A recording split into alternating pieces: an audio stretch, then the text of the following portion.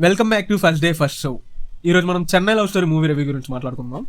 దానికంటే ముందు మన ఛానల్లో రివ్యూస్ అప్లోడ్ చేసేటప్పుడు దాన్ని రాసుకొని గంటలు ప్రాక్టీస్ చేసి చెప్పడానికి నాకు టైం తినేస్తుంది.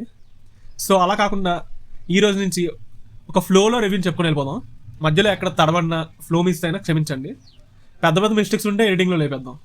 ఇంకా చెన్నై లవ్ స్టోరీ మూవీ విషయానికి వస్తే చాలా చాలా చాలా బాగుంది.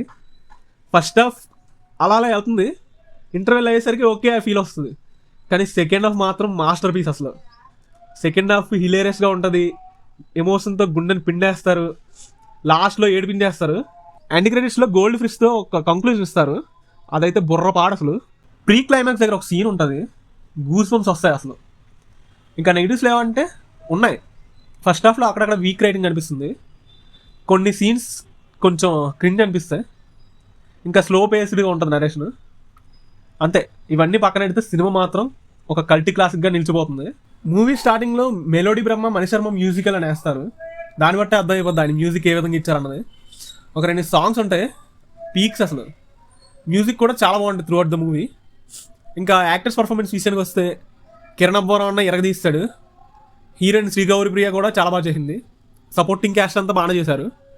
ఇంకా ప్రొడక్షన్ వాల్యూస్ కూడా చాలా బాగుంటాయి. ప్రతి ఫ్రేము ఫ్రెష్ ఫీల్ ఇస్తుంది. లవ్ స్టోరీ తగ్గట్టు ఈ మూవీకి మనం ఇచ్చే రేటింగ్ 3.75 అవుట్ ఆఫ్ 5. ఫైనల్ వెడిక్ట్ ఏంటంటే కిరణ్ అబ్బోరావు అన్న కెరీర్లో బెస్ట్ మూవీ అవుతుంది ఇది. సో ఈ మూవీని అసలు మిస్ అవ్వద్దు, ఇది ఒక కల్ట్ క్లాసిక్ అవుతుంది, థియేటర్లో చూసేయండి. ఫైనల్గా ఒక నోట్ ఏంటంటే, మన ఛానల్లో రివ్యూస్ అన్నీ రేటింగ్ కొంచెం ఎక్కువ ఇస్తున్నాం. దానికి కారణం మూవీకి బూస్ట్ అవుతుందనే తప్ప ఇంకే ఉద్దేశం లేదు. వాళ్ళు నాకేం పే చేయట్లేదు, లేకపోతే వాళ్ళు నాకేం డబ్బులు ఇవ్వట్లేదు. సినిమా నాకు నచ్చకపోతే రివ్యూ పెట్టడం మానేస్తా తప్ప, నచ్చితే కొంచెం ఎక్స్ట్రా రేటింగ్ ఇచ్చే బూస్ట్ చేస్తున్నా. అంటే 4 ఇచ్చేస్తున్నావు, 3.5 ఇచ్చేస్తున్నావు, ఎందుకలా ఇస్తున్నావు అని అందరూ అడుగుతున్నారు. దానికి కారణం ఏంటంటే మూవీ కొంచెం బూస్ట్ అవుతుందని. మీరు రేటింగ్ కంటే అక్కడ పాజిటివ్ నెగిటివ్స్ రాస్తున్నా కదా, అవి చూడండి. మీకు వెళ్ళాలనిపిస్తేనే వెళ్ళండి, నేనేం ఫోర్స్ చేయట్లేదు ఎవరిని.